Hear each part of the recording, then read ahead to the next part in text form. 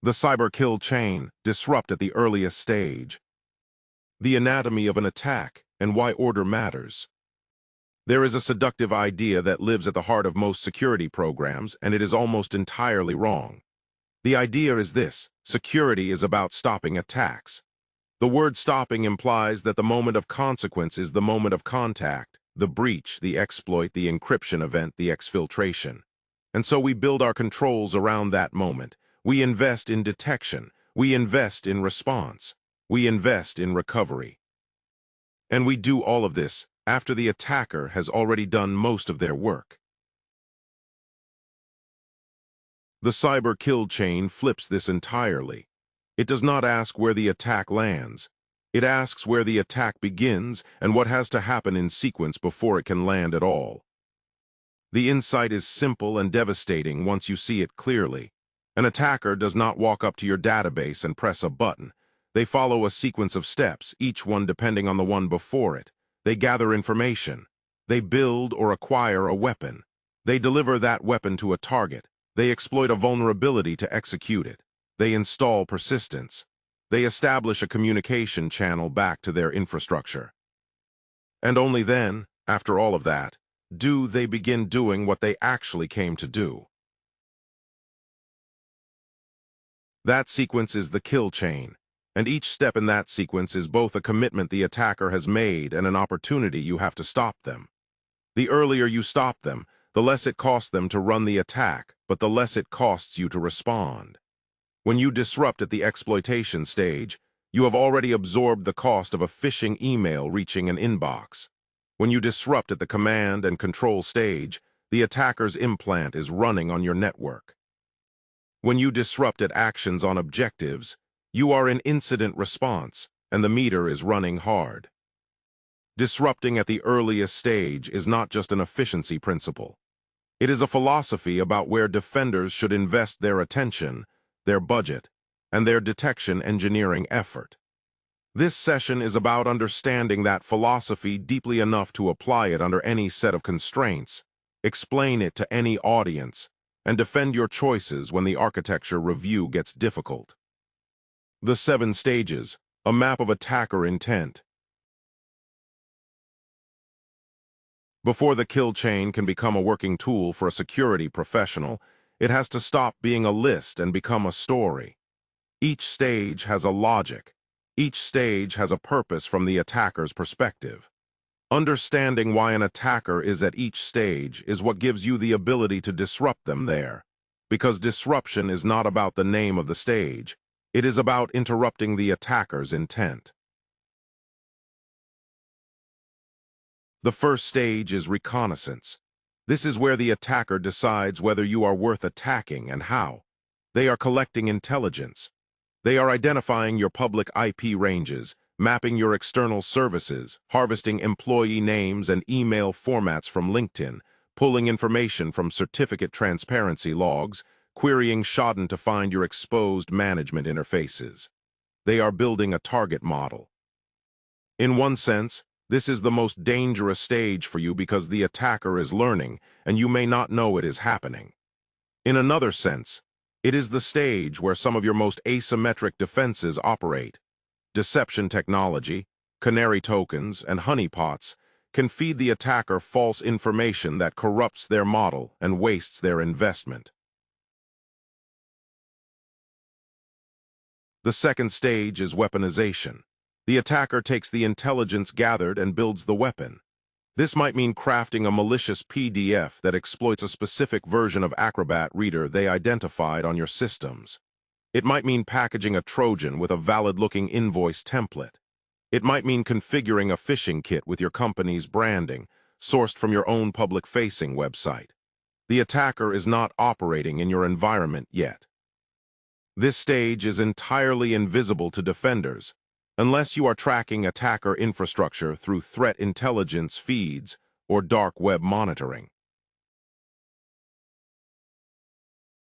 The third stage is delivery. The weapon reaches your environment. A phishing email arrives in an inbox. A malicious link is clicked. A watering hole website serves an exploit kit to an employee's browser. A USB drive is found in a parking lot and plugged into a machine by a curious employee. Delivery also includes man-in-the-middle scenarios where an attacker positioned between a client and a server intercepts and injects content. A compromised public Wi-Fi network that strips TLS and serves a modified page, or an attacker who has compromised a network device and is redirecting HTTP traffic. These are delivery events because the weapon, the modified content, the injected payload, is reaching the target through a channel the user believes is legitimate. Encryption through TLS is specifically designed to break this category of attack. When a session is cryptographically bound between client and server, an interceptor cannot inject without breaking the certificate trust chain, which the browser surfaces as a warning. This is why TLS adoption is not just a confidentiality control, it is a delivery stage defense. This stage is where the security team has the most visibility, because delivery requires interaction with your perimeter, and perimeters generate logs. The fourth stage is exploitation. The weapon activates. A vulnerability in the PDF reader fires. A macro executes when the user clicks Enable Content. A SQL injection payload manipulates a database query. Browser-based code exploits an unpatched rendering engine. This is the moment where the technical flaw becomes a real incident. Your endpoint detection and response platform, your application runtime protection, your exploit mitigation controls, these are all attempting to break the chain here. This is also the stage most associated with vulnerability management, because an unpatched system is a vulnerability waiting to be promoted into an exploitation event. The fifth stage is installation. The attacker is establishing presence. They write a service to the registry. They modify the cron tab. They add themselves to SSH-authorized keys. They deploy a web shell to a directory the web server has write access to. Installation is about persistence, the attacker's investment in ensuring they can come back even if the initial access vector is closed. File integrity monitoring, registry monitoring, and behavioral detection on endpoint agents are the primary disruption tools at this stage. The sixth stage is command and control, commonly abbreviated C2. The implant calls home. It reaches out to an attacker-controlled server, perhaps a domain registered yesterday, perhaps a legitimate cloud storage service being misused, perhaps a domain generated by an algorithm and registered just in time.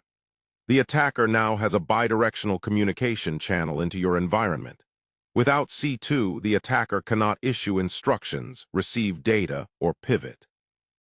Blocking this channel, through DNS filtering, outbound proxy enforcement, threat intelligence-fed firewall rules, neutralizes the malware even if it is running, because a weapon with no controller is just an inert process.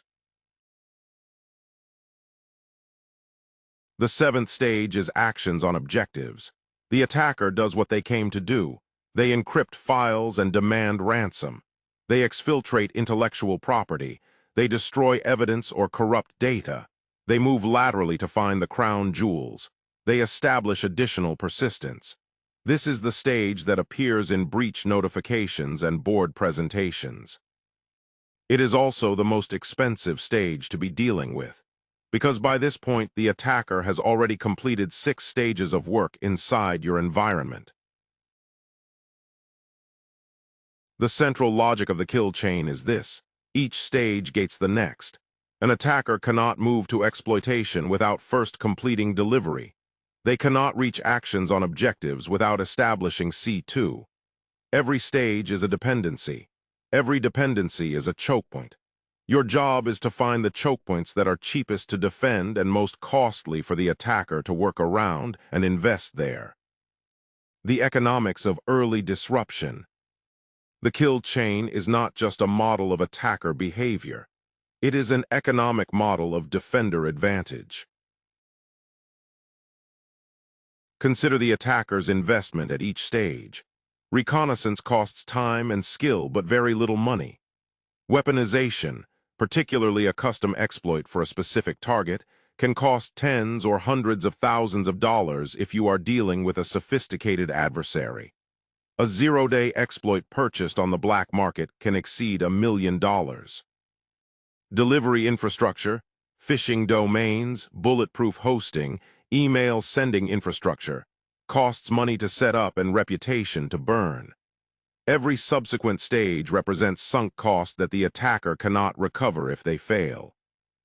Now consider the defender's position at each stage.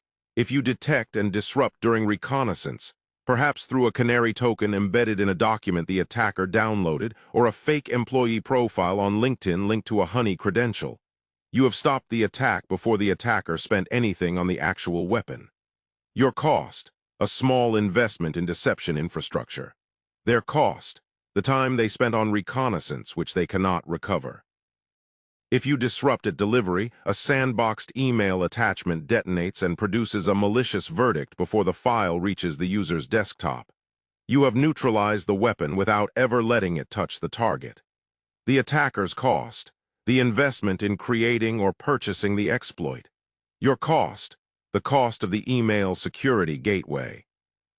If you disrupt at exploitation, an EDR agent detects the shellcode execution pattern and kills the process. You have stopped the chain at the most technically interesting point for the attacker. Their investment in weaponization is wasted. Your cost, the EDR license and the tuning effort to reduce false positives. If you disrupt at C2, DNS filtering identifies the domain the implant is trying to reach, based on a threat intelligence feed or domain age and entropy scoring. You have neutralized the malware even though it ran. The attacker loses their foothold. Your cost, the DNS filtering solution and the threat intelligence subscription. If you are disrupting at actions on objectives, you are responding to a breach. Your costs are investigation, containment, remediation, notification, potential regulatory fines, reputational damage, and the organizational bandwidth consumed by incident response for weeks or months. You stopped the attacker, but you absorbed enormous cost doing it. The kill chain makes this economic gradient explicit. Early disruption is exponentially cheaper for the defender and exponentially more damaging to the attacker, because the attacker's sunk costs at late stages are massive, while your intervention costs at early stages are minimal. This is why the model is not just operationally useful, it is a budget argument. When a CISO is arguing for investment in email security, sandboxing, threat intelligence feeds, or deception technology, the kill chain framing is the most compelling business case available. You are not just buying a security tool. You are buying the ability to break the attacker's investment thesis at the most economically favorable point.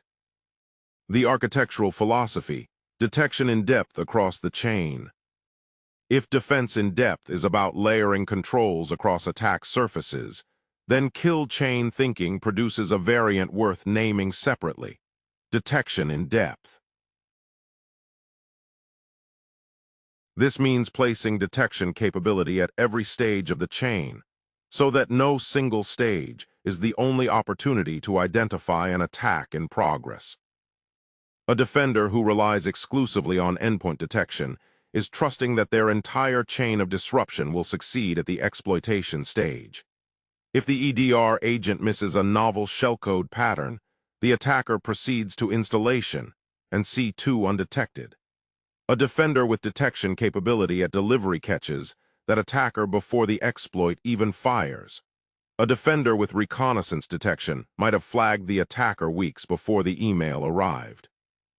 Detection in depth is the kill chain translated into a sensor grid. At the reconnaissance stage, you monitor your certificate transparency logs for unusual certificate issuance, watch your honeypot infrastructure for interaction, and track canary tokens for access. At the delivery stage, your email security gateway, web proxy, and DNS resolver are generating events.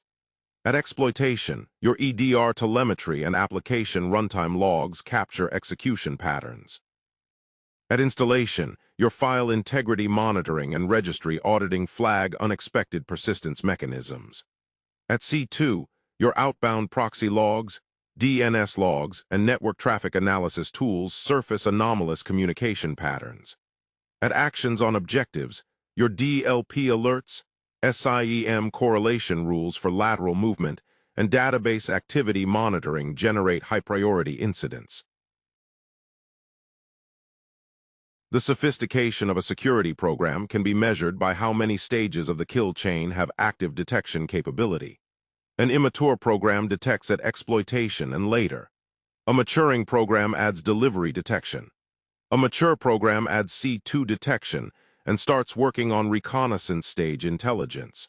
An advanced program has coverage across all 7 stages and actively hunts for gaps. This is also where the kill chain becomes the frame for a detection gap analysis. When a red team exercise reveals that attackers moved through 5 stages without a single alert, the kill chain tells you exactly where the sensor grid failed.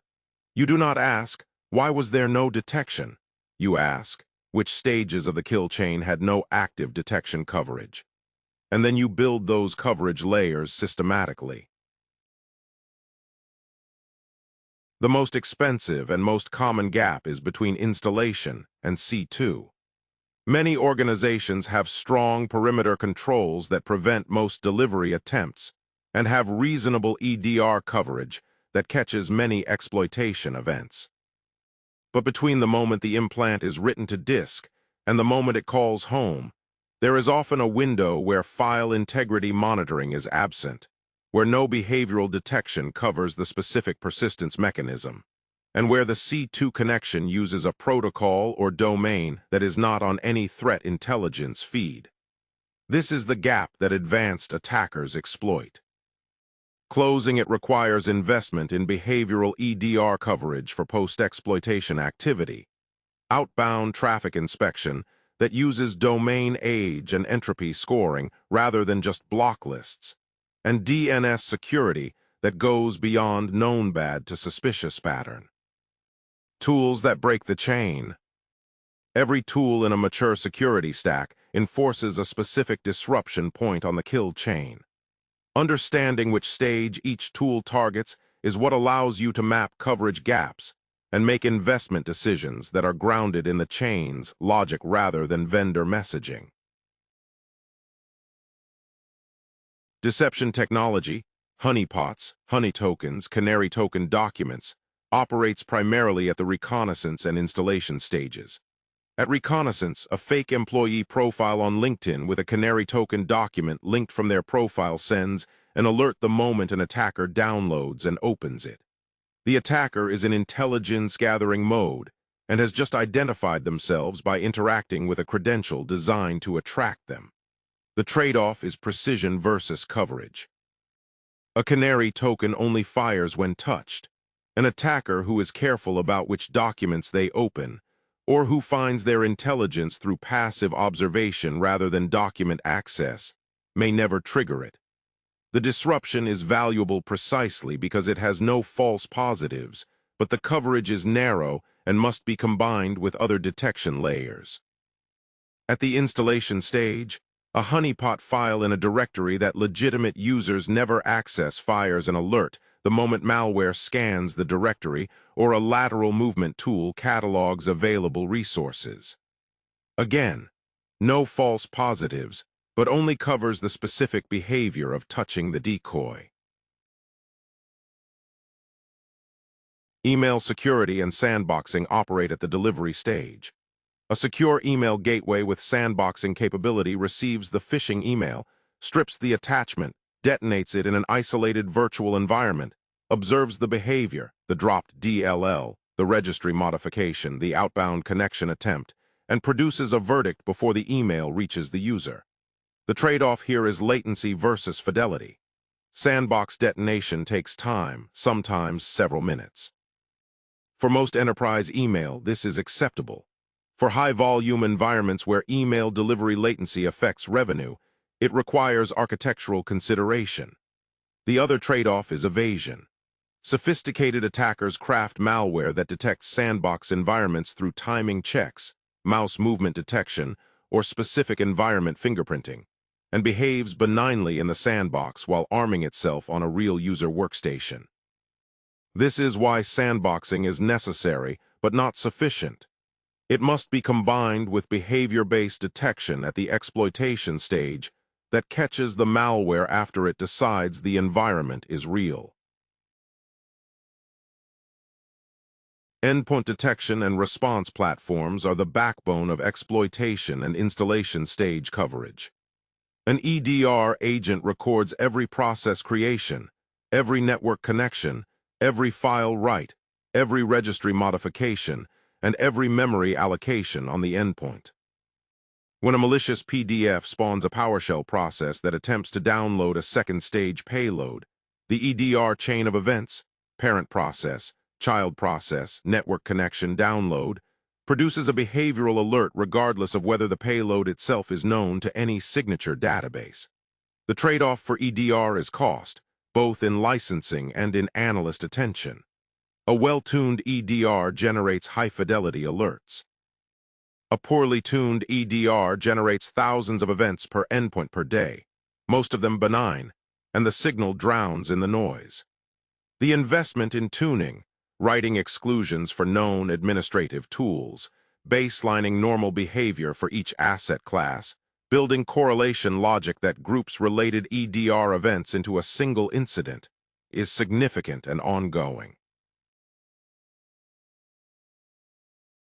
DNS filtering and threat intelligence-fed DNS security operate at the C2 stage. The DNS layer is an enormously valuable choke point because virtually every malware family requires name resolution at some point. Whether the attacker is using a hard-coded domain, a domain generated by an algorithm, or even a legitimate service for exfiltration, the DNS query is a signal. A DNS security solution that integrates threat intelligence feeds blocks known bad domains.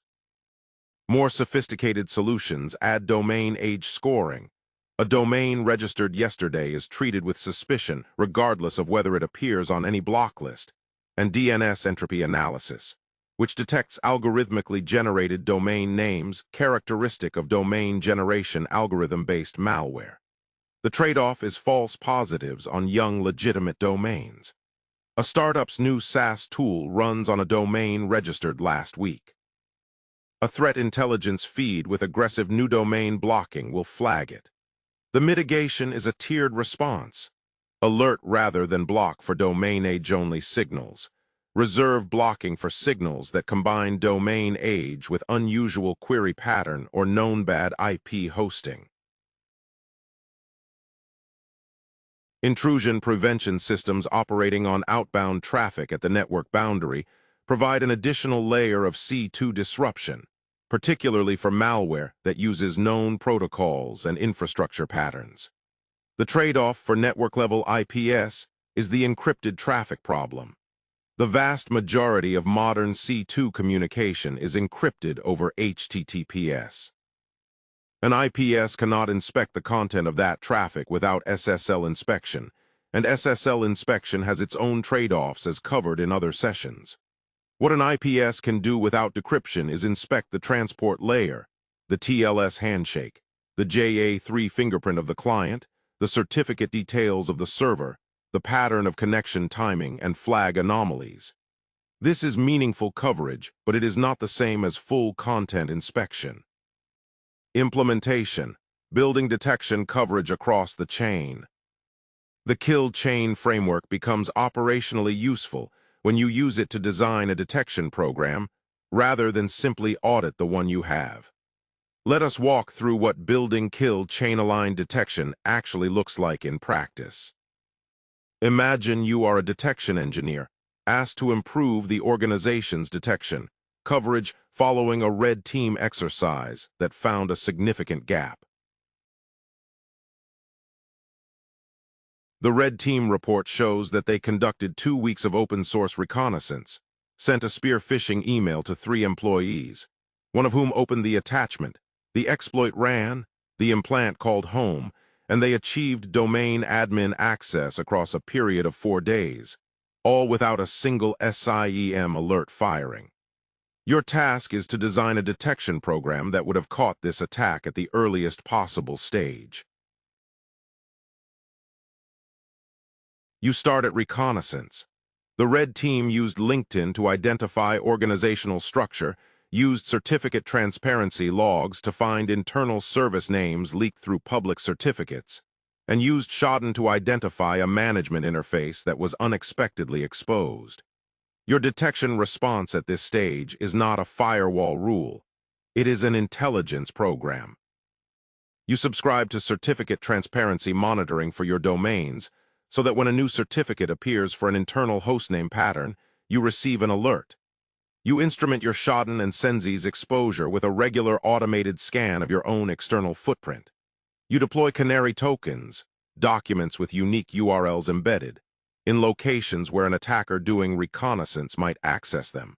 Job posting pages, public-facing documents, and employee profile decoys.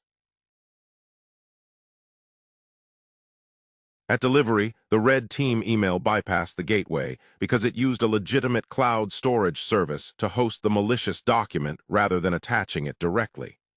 Your detection response is to review your email security, gateway's URL rewriting and sandboxing configuration. URL rewriting means that links in emails are rewritten through a proxy that checks them at click time, not just at delivery time. This closes the window between delivery and weaponization that attackers exploit by using clean links at delivery time and replacing the content later. You also add a detection rule to your SIEM. Any email containing a link to a cloud storage service where the recipient is a small number of employees, particularly a single recipient, gets flagged for analyst review before the user can interact with it. At exploitation, the red team used a known exploit for a PDF reader version that was 3 patches behind on some machines. Your detection response is two-part. First, patch cadence. Your vulnerability management program should have a rule that exploitable vulnerabilities in document viewers are treated as high-priority patches with a 7-day remediation SLA, not a 30-day one. Second, behavioral detection. You write an EDR alert rule that fires when any document viewer process, Acrobat, Foxit, Word, spawns a child process that is not another document viewer process or a system dialog. This is not a signature-based rule. It is a behavioral rule that catches novel exploit payloads that no signature database has seen yet. At installation, the red team wrote a scheduled task that called a PowerShell one-liner, downloading a second-stage payload. Your detection response is a SIEM correlation rule. Any scheduled task created outside of your change management window, by any user other than members of the sysadmin group, on any machine class other than dedicated administrative workstations, generates a high-priority alert. This rule alone will produce some false positives. Developers sometimes create scheduled tasks as part of testing. So you add a filter that suppresses alerts on machines tagged in your CMDB as development or test assets, and keeps the alert active on production servers and user workstations. At C2, the red team's implant used a domain registered 3 days before the engagement. Your detection response is to add domain age scoring to your DNS security platform and configure alerts for any internal host resolving a domain with a registration age of fewer than 14 days, combined with a DNS query rate that is abnormal for that host. You complement this with a SIEM rule that fires when any host makes more than 5 DNS queries to newly registered domains within a 1-hour window, which is characteristic of domain generation algorithm behavior, or an implant cycling through candidates. Each of these detection rules is a hypothesis that says, if an attacker is doing this thing at this stage of the kill chain, this behavioral signal will appear in our telemetry. Maintaining those hypotheses requires validating them periodically. You do this through 2 mechanisms. The first is purple team exercises. The red team performs specific attacker behaviors at each stage, not a full engagement, just controlled TTPs, while the blue team observes whether the detection rules fire. The second is tabletop review of new threat intelligence. When a new campaign report describes a specific attacker behavior at a specific kill chain stage, you check whether your detection logic would have caught it and update your rules accordingly. Troubleshooting, when the chain fails to break. Detection programs fail in specific, diagnosable ways. Understanding how they fail is what separates a detection engineer who can build a program from one who can sustain it. The first failure mode is a SIEM that stopped receiving logs from the honeypot infrastructure. This is a particularly insidious failure because the detection gap is invisible. The honeypot is running. The SIEM dashboard shows no alerts. The team assumes no one is interacting with the honeypot. In reality, no one in the team notices that the log pipeline from the honeypot server to the SIEM stopped sending events 4 days ago, possibly because of a disk space issue on the collector, possibly because of a certificate expiry on the log forwarder, possibly because a network change inadvertently blocked the syslog traffic. Diagnosing this requires a systematic check that starts with the most recent event in the SIEM from the honeypot source. If that timestamp is more than a few hours old during a period when the honeypot should be generating some activity, you know there is a pipeline failure. You then check the syslog configuration on the honeypot itself to confirm it is attempting to send. You check the network path between the honeypot and the collector. You check the collector's disk usage and service status. You check the SIEM ingestion queue for errors related to that source. The fix is rarely complex once you have isolated the layer, but the diagnostic discipline of checking each layer in sequence, source, transport, collector, ingestion, is what separates a 15-minute fix from a 4-hour mystery. The deeper lesson is that monitoring gaps are among the most dangerous conditions in a security program. A control that is missing is a known risk. A control that you believe is active but is silently failing is a hidden risk.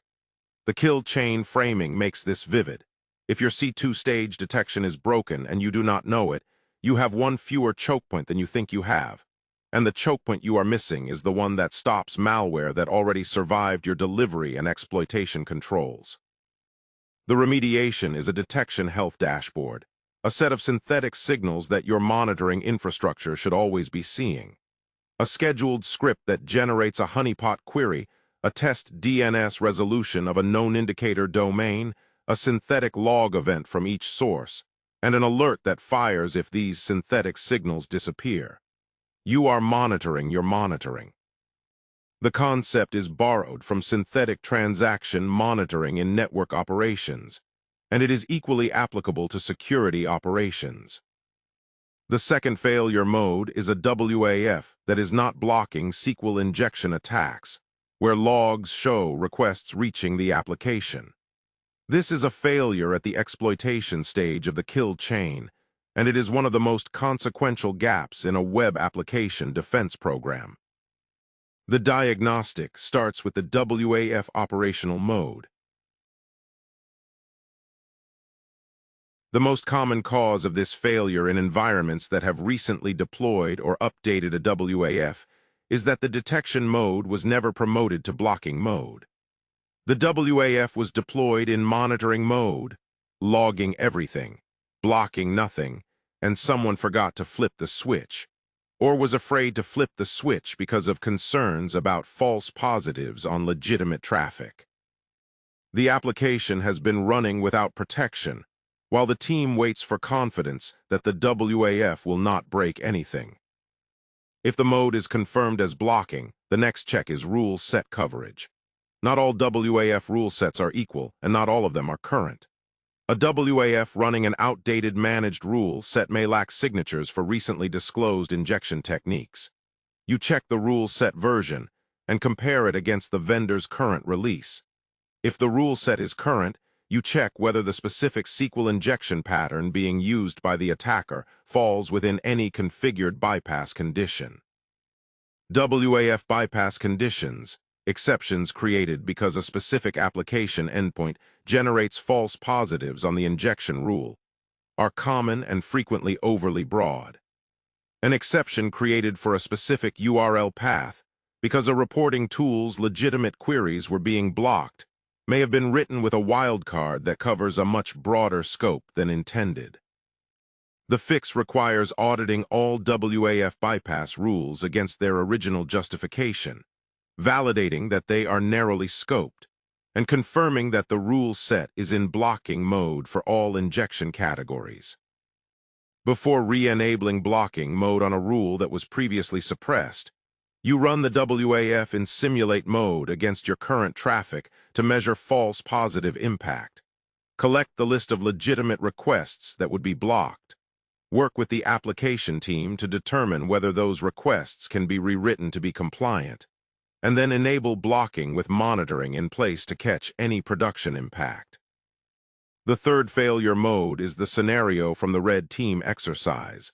A domain controller was compromised in 2 hours, and the blue team's SIEM had no alerts. This is not a single-point failure.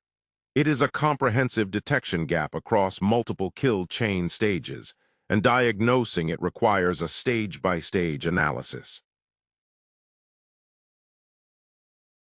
You start by asking at each stage what telemetry should have been generated and whether it was.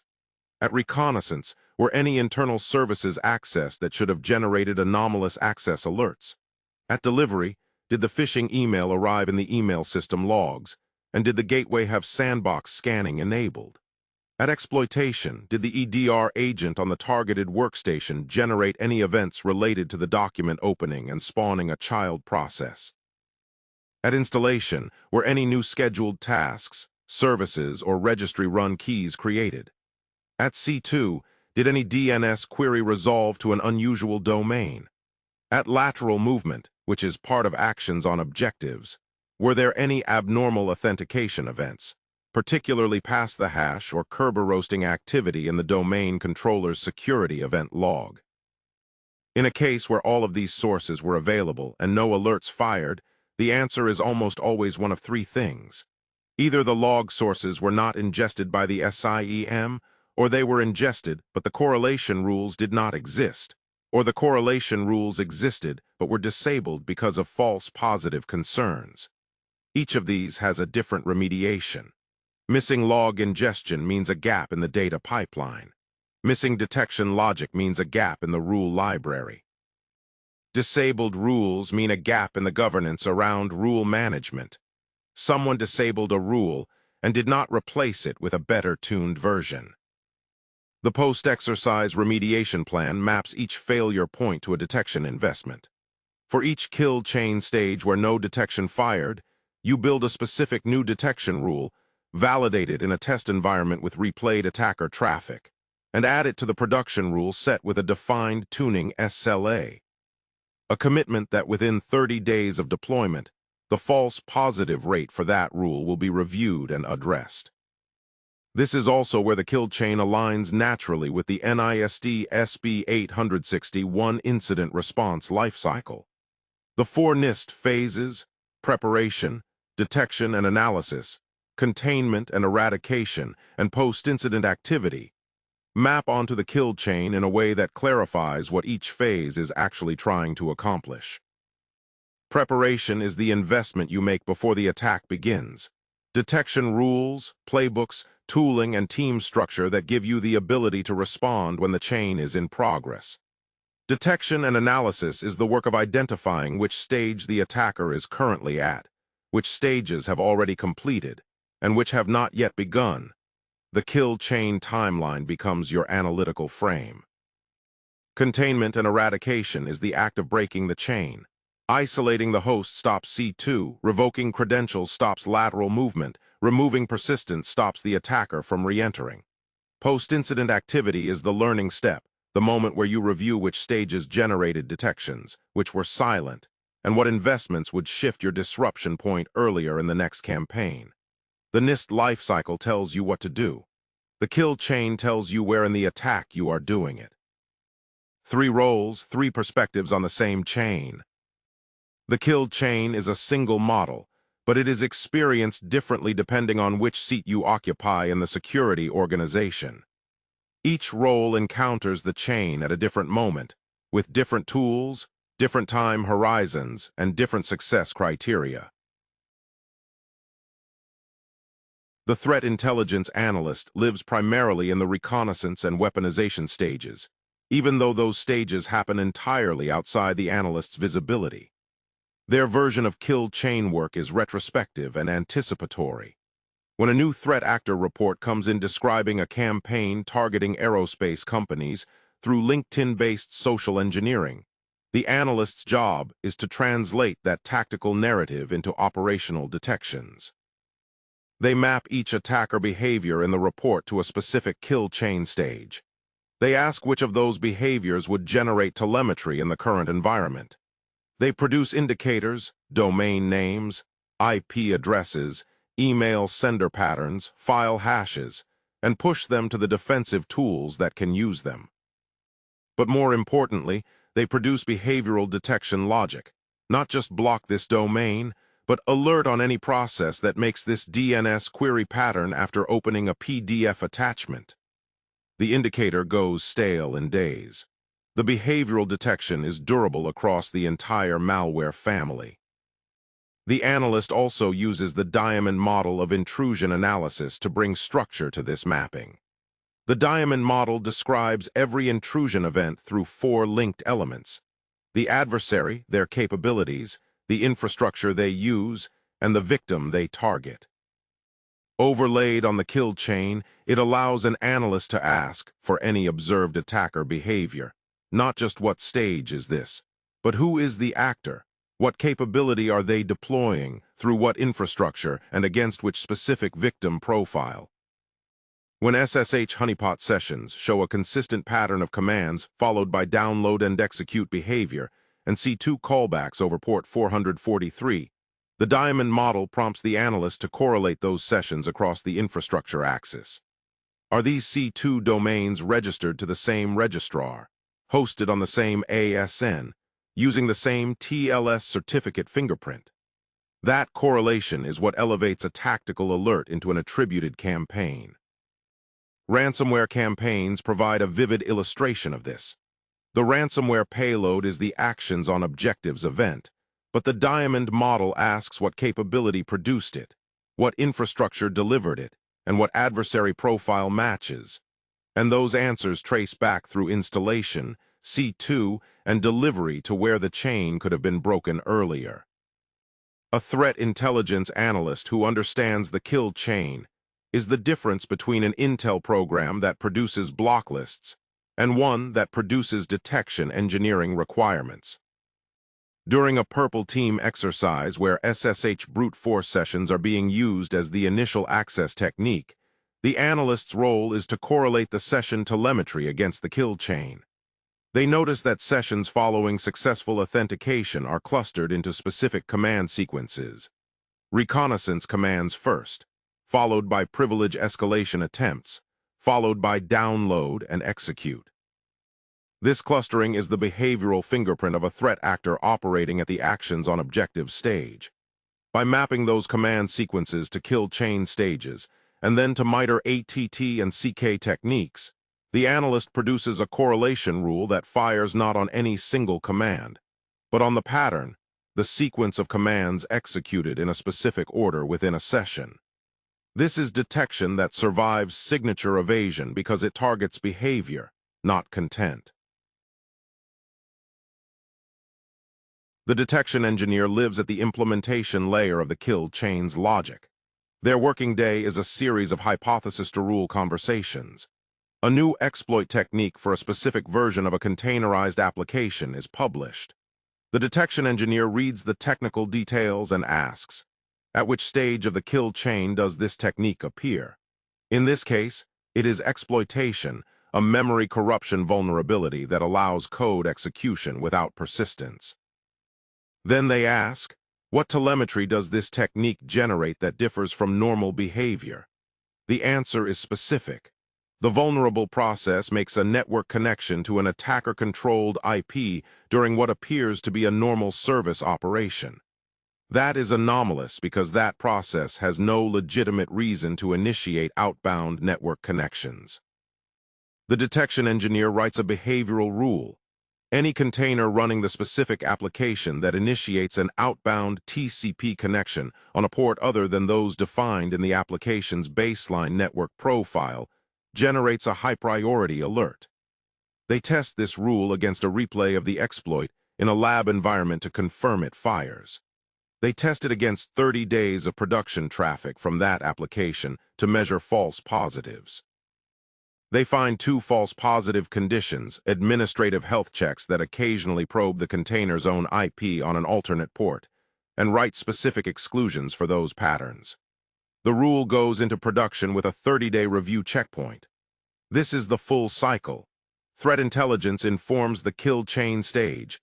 The kill chain stage informs the detection logic. The detection logic is tuned against real traffic, and the rule is maintained as a living hypothesis.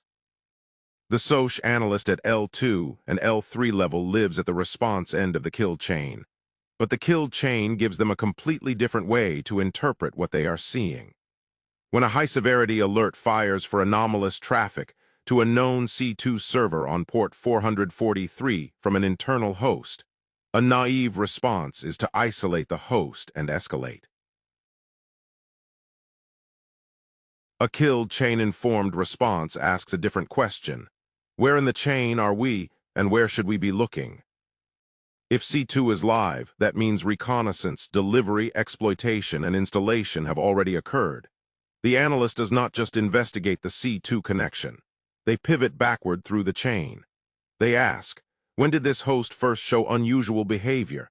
They look at the EDR timeline for the past 24 hours and find a document-related process that spawned PowerShell at 9:15 a.m. That is exploitation. They look at the email logs and find a message with an attachment that arrived at 8:47 a.m. from an external sender with a domain registered 6 days ago.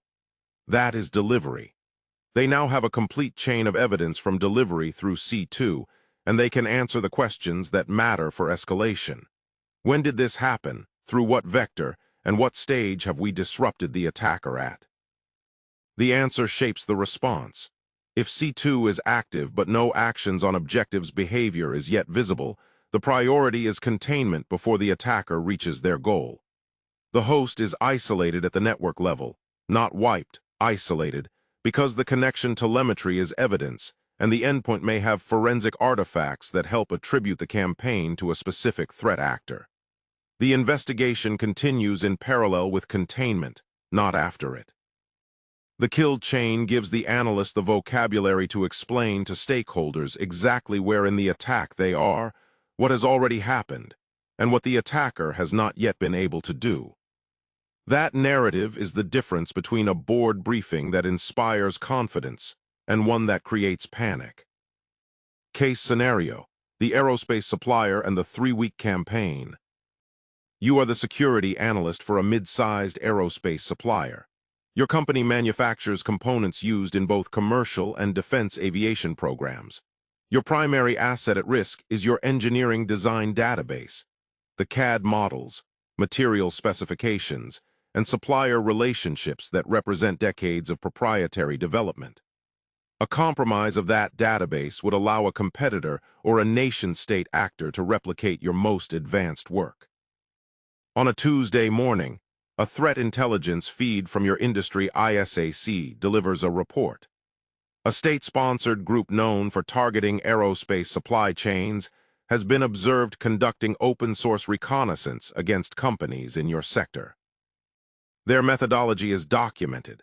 They harvest employee data from LinkedIn, build targeted spear phishing lures using specific engineering terminology sourced from patents and publications, and deliver weaponized PDF files that exploit document reader vulnerabilities. Their implants call home over HTTPS to domains registered within 2 weeks of the campaign launch. You have this intelligence 3 weeks before they come for you. What do you do? You start at the reconnaissance stage. You pull your organization's LinkedIn exposure. How many employees are listed with specific technical roles? What project names are visible in their profiles? What certifications and technical skills are publicly searchable? You do not ask employees to delete their profiles. That creates more internal friction than security benefit. Instead, you add 3 decoy employee profiles to your internal employee directory and register them with your HR system as contractors, false identities with plausible engineering backgrounds, linked to canary token documents that look like component specification sheets. If anyone downloads and opens those documents, you receive an alert containing the IP address of the accessor. You have converted your reconnaissance surface from a passive intelligence source for the attacker into an active early warning sensor. You also check your external attack surface. You run an automated scan of your domains against certificate transparency logs and find that a new subdomain, an internal project codename leaked through a development certificate issued 3 months ago, is visible publicly. You revoke that certificate and reissue it with a generic hostname. The attacker's reconnaissance model just lost one data point they were depending on. At the delivery stage, you update your email security gateway with the specific attacker infrastructure indicators from the ISAC report. Domain names and IP addresses known to be associated with this group are added to your block list. More importantly, you enable zero-hour sandboxing for all PDF attachments originating from outside your organization, not just those matching existing signatures, but all of them. The sandbox will run for up to 90 seconds per attachment and will alert on any attachment that attempts to make an outbound network connection, write to a startup directory, or spawn a process outside of the document reader's expected process tree. You also brief your employees, not a generic phishing awareness training, but a targeted operational briefing. You tell engineers that a specific type of threat is operating in your sector right now, that the lures will look like engineering documents and will be addressed to them by name, and that any PDF from an unexpected external sender should be reported to the SOC before opening, regardless of how legitimate it appears. This is a 30-minute briefing that costs almost nothing. It changes the human layer of your delivery defense. For the next 2 weeks, nothing happens. Then your canary token fires. The IP that accessed the decoy document is a cloud VPN exit node. The timestamp is 2:17 a.m. You have your early warning. The attacker has conducted reconnaissance and touched your decoy. You do not know which specific attacker employee they are, but you know their campaign has targeted you. Your alert posture moves to elevated. Your SOC increases monitoring frequency on email, DNS, and endpoint telemetry for the following 10 days. On day 9 after the canary fire, a PDF arrives in the inbox of a senior structural engineer. The sender domain is registered 11 days ago. The email subject line contains the name of a real aerospace program visible on the engineer's LinkedIn profile, a program you have a patent on. Your email sandbox intercepts the attachment. Within 40 seconds, the sandbox report confirms. The PDF attempts to spawn a child process and makes an outbound HTTP request to an IP on your block list. The email is quarantined. The engineer receives a notification that an email sent to them was blocked for security reasons and has been reviewed by the SOC. You now run your post-detection analysis. The PDF exploit targeted a specific Acrobat Reader version. You check your endpoint inventory and find that 14 workstations are running that version. They are patched within 4 hours. The attacker's weapon has been rendered unusable against your environment at exploitation, even if another delivery attempt succeeds. The attack was disrupted at the delivery stage. The attacker spent 3 weeks on reconnaissance, invested in the development or procurement of a PDF exploit targeting a specific application version, built a custom spear phishing lure using intelligence gathered from LinkedIn and patent databases, stood up delivery infrastructure, and executed a targeted campaign. Your total response cost was a 30-minute employee briefing, a canary token deployment that took 2 hours to configure, a sandbox configuration review, and 4 hours of patching. The attacker's sunk cost was unrecoverable. Yours was negligible.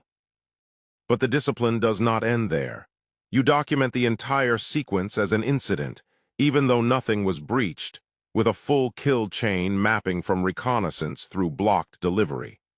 You add the attacker's infrastructure indicators to your block lists with a 6-month review date, after which they may be stale.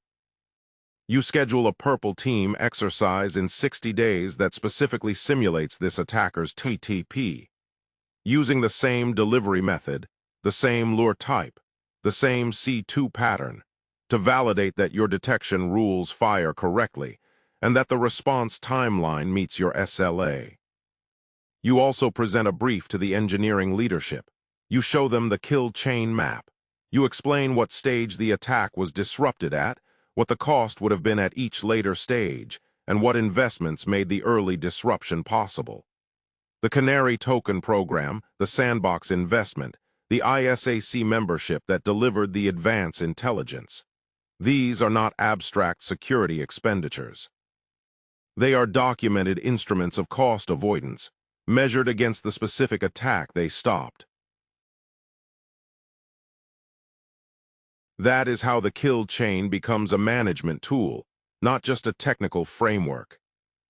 Closing, thinking in sequences, not events.